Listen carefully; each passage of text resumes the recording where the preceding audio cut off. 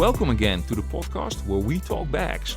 I'm Marlon Vandermeer, but you might know me as the Bag Father. And I'm Jen Zemba. In this podcast series, we will be talking to everyone involved in aviation about getting your possessions around the world safely. This episode is sponsored by Sky Chatters, the one and only international community of global citizens.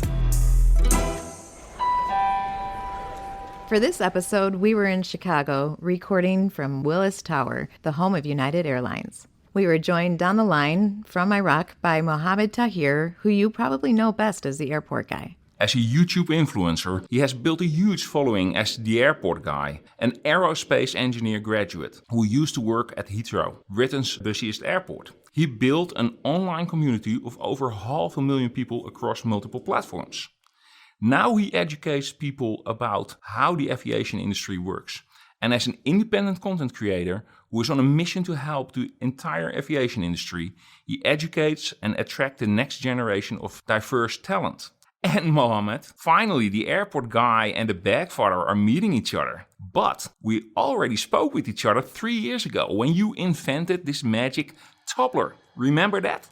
Yes, I do. That was a long time ago. You threw it right back. I reached out to you when you launched that video about a brilliant innovation that you did on Heathrow called the baggage toppler. Can you tell me a little bit more on your background and maybe a little bit dive into that video?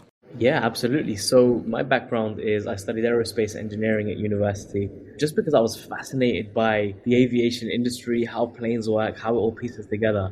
Getting an aerospace engineering degree just felt like the right thing to do. So studied aerospace engineering, ended up working at Lufthansa for a year. And when I finished working at Lufthansa, I joined Heathrow Airport on their graduate program. Now, the beautiful thing about a graduate program at the busiest airport in the UK is it's like an open buffet of engineering and projects and problems and just interesting things that are happening. And I was privileged enough to be able to spend 6 months on the runways, looking after the runway lights, 6 months in the control tower. And the one stint of time that you're pointing towards is that 6 months that I spent in the baggage system, where I was able to explore the world of baggage and how a bag that gets dropped off at the check-in desk goes on an absolute journey, an absolute adventure before it actually reaches that chute that then gets put on a cart that then gets taken to the aircraft. And people don't realize the complexity of what happens behind the scenes. There's an expectation that when they leave their bag, it will arrive to the destination. But as people who get to see that behind the scenes, we see how many different opportunities and challenges that it might face along the way. And one of those challenges that I saw during my time in the baggage system was I realized that bags that are stood upright will struggle to get through a baggage screening machine, so an X-ray machine, right? There's like an overheight detection sensor, and if the overheight detection sensor actually detects the bag, it will actually stop the bag in its tracks just to protect the machine. And this is where I started to ask lots of questions. I'm a very, very curious person. I started asking my manager all sorts of questions as to why is it that this is the case, and actually, why don't we just check the bag in flat? And he explained to me that the terminals are designed for optimum efficiency. So therefore, all those centimeters you gain from actually putting the bags upright instead of flat are all resulting in this challenge of having these bags upright. And that's when I went on this adventure of designing the toppler, which then resulted in the video. And that's where we crossed paths initially. I used to tell this story to others that are interested in airports. And most of the time, they are very interested in, of course, the planes themselves, the engines, etc., etc. And they do not recognize baggage as one of the most fascinating elements on an airport. Jen obviously knows a lot about how you would design an airport.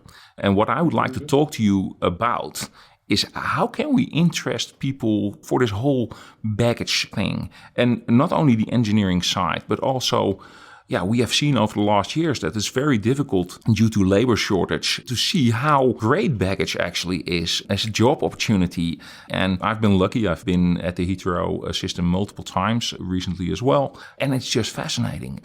So you take people behind the scenes and you actually have a global audience right now. So tell us a little bit about what is it in a day in a life at Heathrow, and it's a very complex environment. We know. But we need to make it very interesting as well. We know it's interesting. What I see is challenges. Absolutely. Was baggage your favorite part of all of your 6-month stints, Mohammed? Baggage was definitely up there as one of my favorite things. And exactly what you mentioned there, it's the challenges, it's the complexity that really, really got me excited, because it was an opportunity to really dig your teeth into a problem and actually understand a problem to the point where you're able to sort of really expand your mind as to what the solution may be. There's a quote that I love which says, "Fall in love with the problem because the solution will always change." We've seen this with baggage systems over the years. There's constantly a bright idea, there's constantly somebody who's approaching it from a different perspective.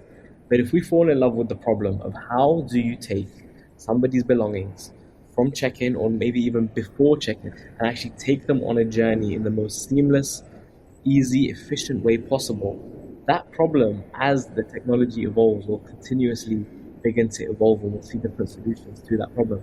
Going back to one of the questions you asked earlier, is how do you actually entice people to actually care about that problem? For me, it's like, well, this is your stuff. If you care about your stuff, then this is what is happening to your stuff in parallel to your journey. And it can be so easy to forget about what's happening, because they're going through their own journey. They're thinking about security, they're thinking about duty-free, how they're going to get all the free samples from the cream section. They're thinking about all these different things, making sure they get there to their baggage, to their gate on time. But the bag is going through a parallel journey, which is just as intricate, just as complex. And I found that the best way to actually entice people to learn about this journey is just ask the question. Have you ever wondered what happens to your bag when you let go of it and you just expect it to be on the other side and you leave them with that? Like, what if I told you there's like hundreds, if not thousands of meters of conveyor belt and robots and machines and sensors and a whole team of engineers that is looking after that to make sure it happens, and there's like a backup system and another backup system for that backup system, and then there's another backup system for that backup system, and all of these layers of redundancy and resilience all built into the system, all so that when you arrive to your destination and you walk off that plane and you go to a baggage carousel, that bag is sat there waiting for you, hopefully, and you can just pick it up. So sparking that curiosity can be as simple as just asking a very good question of what happens to your bag when you let go of it. So now you started as an engineer. What are you doing now for the airport? I started off my journey as an engineer. I done my graduate scheme, so 3 years on the graduate program. After those 3 years, I specialized as the aerodrome system specialist. So I became the system specialist for the runways and the control tower and all the electrical systems that are embedded into an airport, not only any airport, but the busiest aerodrome in the UK. I was actually the system specialist that was responsible for the airfield ground lighting, the stand entry guidance, so the stuff that actually parks up the aircraft, the ground power that plugs into the aeroplane. I was responsible for doing the maintenance strategy and making sure that they work as assets so that when our airlines come to park up at our gates or in the sky and they're coming to land at our runways, all the systems are there to be able to welcome them in the best possible way.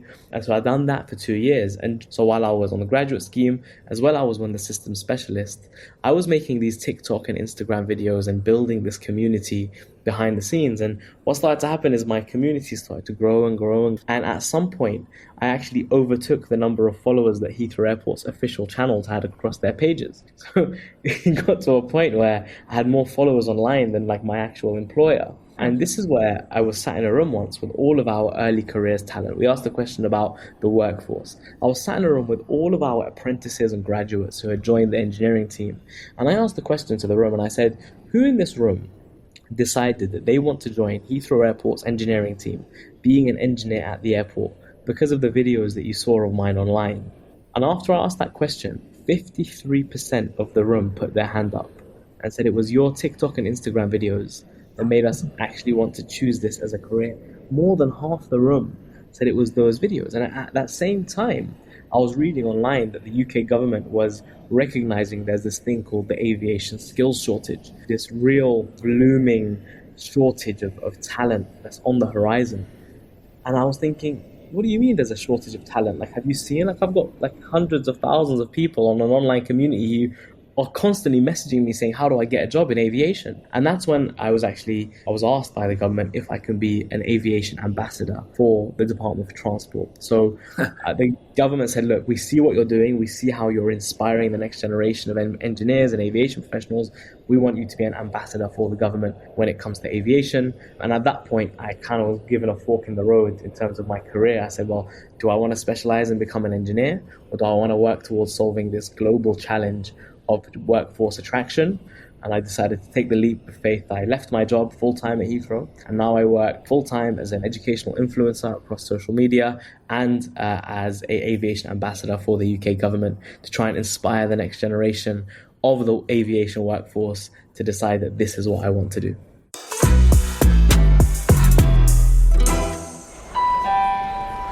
Mohammad, it's a fascinating story. I love how you did this. I followed you over time, of course, and you being an aviation ambassador. And I definitely endorse your mission because I do see that the parties involved in the baggage ecosystem, they do have a problem to attract the right people. There is a shortage. We need to make it appealing. And there's a lot of work to be done.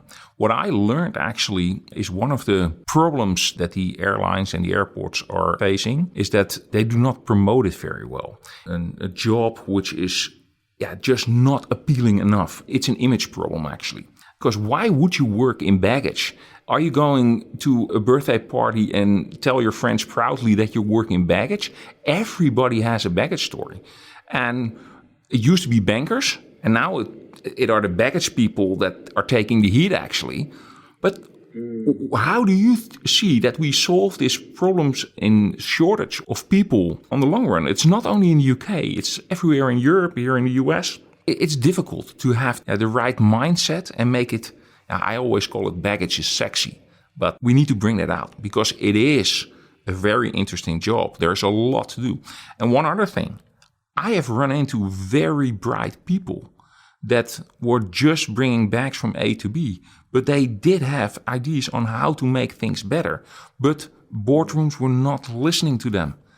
How do you see that? Because there's so much talent everywhere.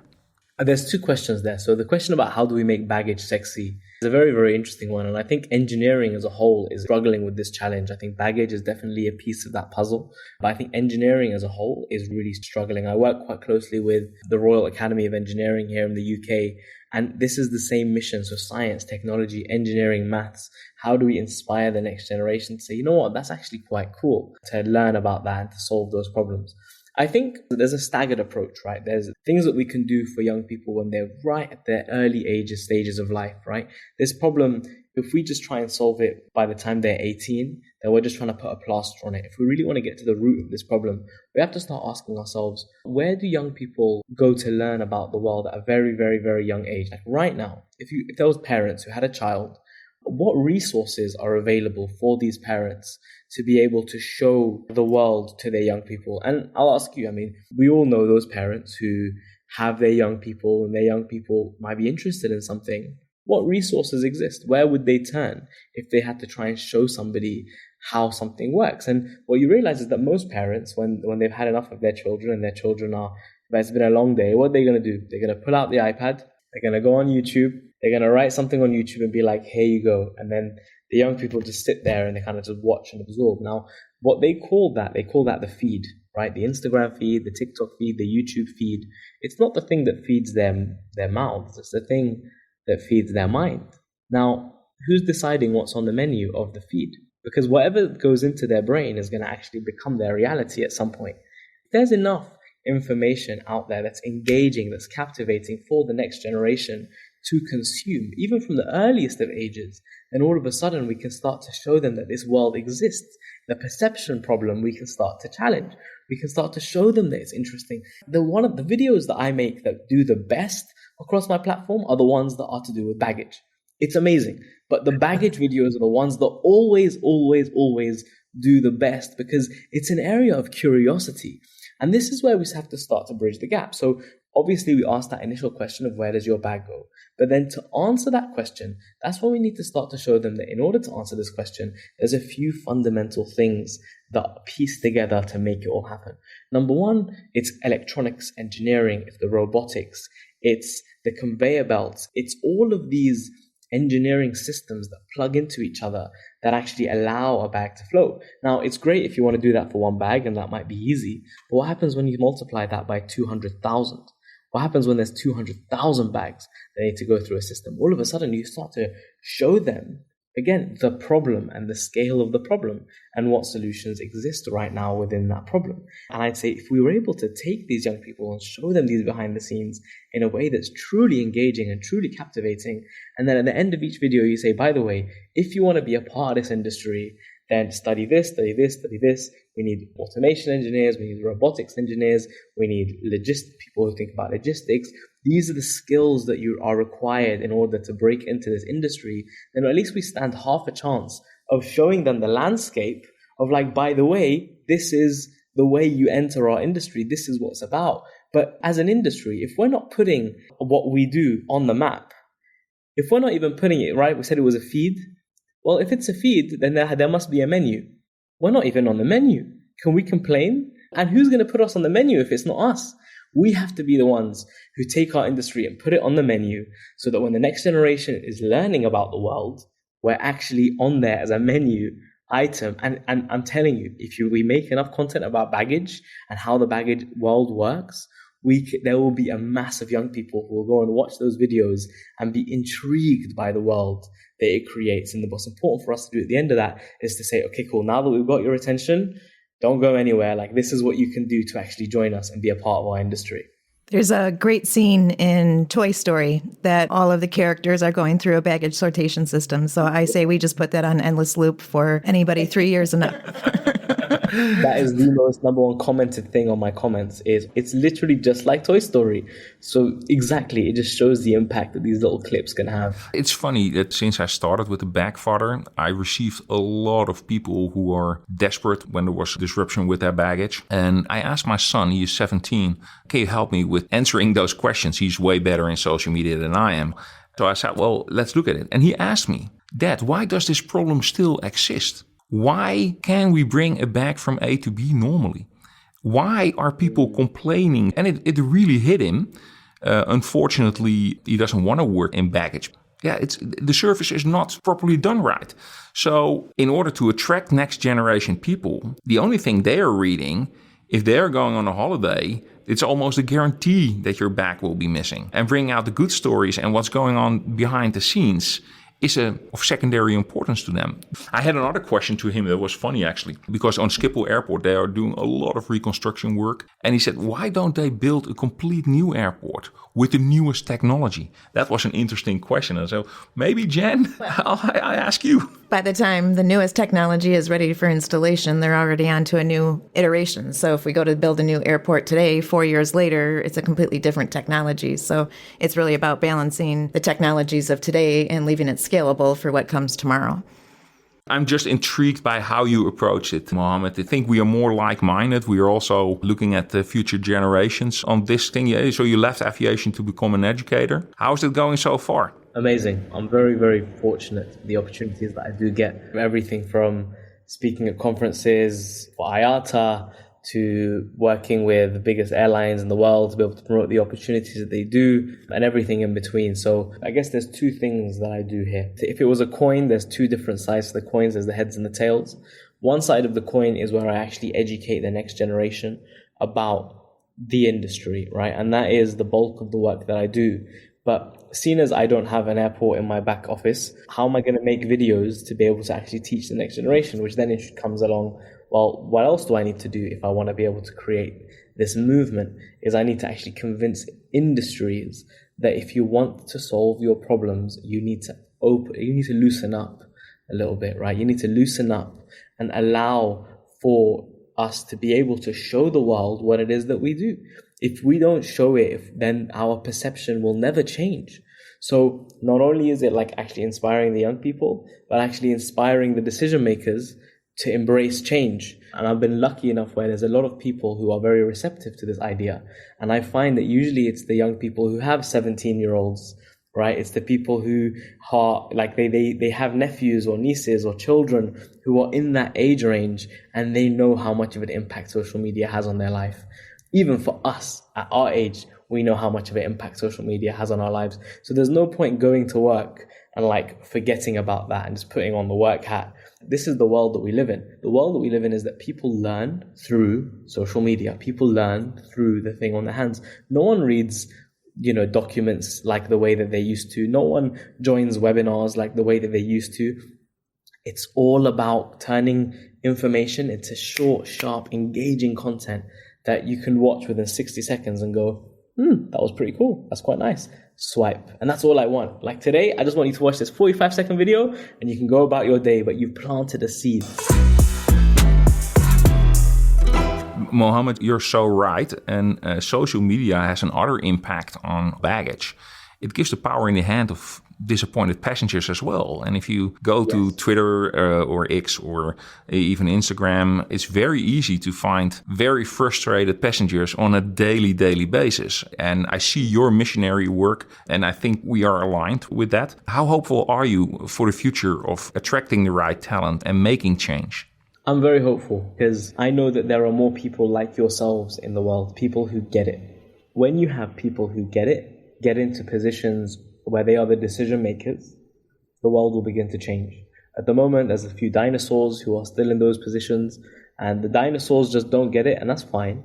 Those dinosaurs won't last forever. And when they're gone, and the next generation steps into those shoes, the generation who has teenage kids or teenage nephews and nieces, and they get it, because after they go home from work, they sit on the sofa, they open up Instagram and they go for a little binge, right? And hey, we all do it. It's not a problem, right? But that once that generation gets into those positions, the floodgates will open, and then we'll be able to really make change. And I think that journey's already started.